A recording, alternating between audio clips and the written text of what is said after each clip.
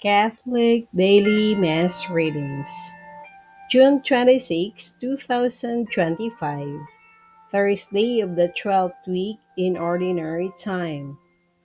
A reading from the book of Genesis.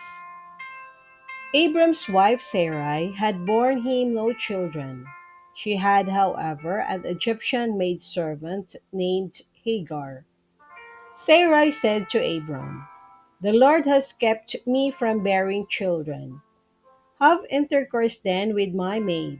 Perhaps I shall have sons through her." Abram heeded Sarai's request. Thus, after Abram had lived 10 years in the land of Canaan, his wife Sarai took her maid Hagar the Egyptian and gave her to her husband Abram to be his concubine. He had intercourse with her and she became pregnant. When she became aware of her pregnancy, she looked on her mistress with disdain. So Sarai said to Abram, "You are responsible for this outrage against me. I myself gave my maid to your embrace." But ever since she became aware of her pregnancy, she has been looking on me with disdain. May the Lord decide between you and me. Abram told Sarai, "Your maid is in your power. Do to her whatever you please." Sarai then abused her so much that Hagar ran away from her. The Lord's messenger found her by a spring in the wilderness, the spring on the road to Shur. And he asked Hagar, maid of Sarai, "Where have you come from and where are you going?" She answered, "I am running away from my mistress Sarai."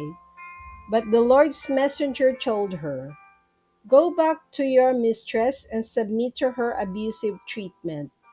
I will make your descendants so numerous," added the Lord's messenger, "that they will be too many to count."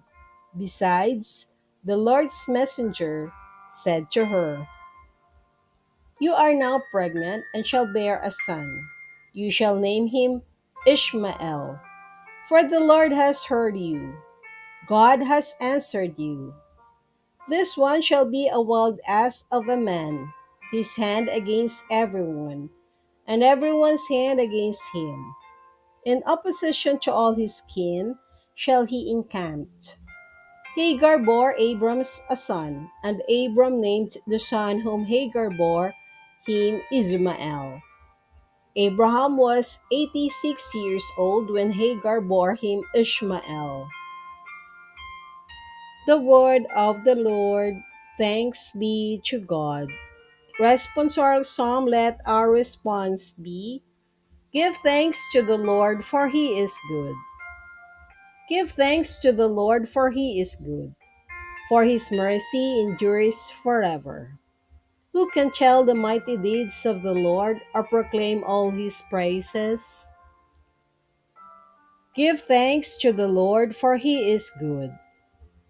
Blessed are they who observe what is right, who do always what is just. Remember us, O Lord, as you favor your people. Give thanks to the Lord, for he is good. Visit me with your saving help, that I may see the prosperity of your chosen ones. Rejoice in the joy of your people, and glory with your inheritance. Give thanks to the Lord, for he is good.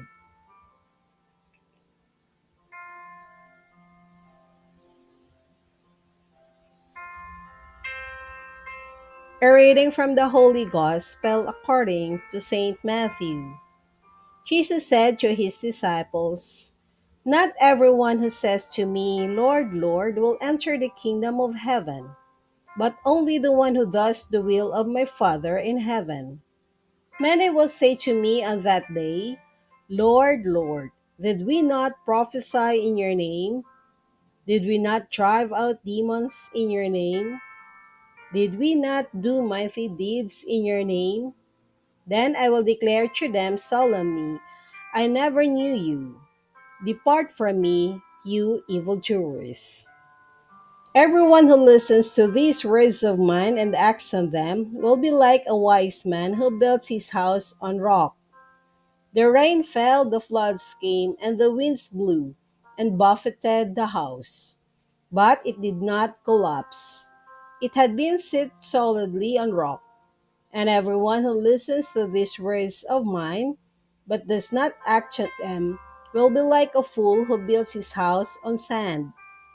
The rain fell, the floods came, and the winds blew and buffeted the house.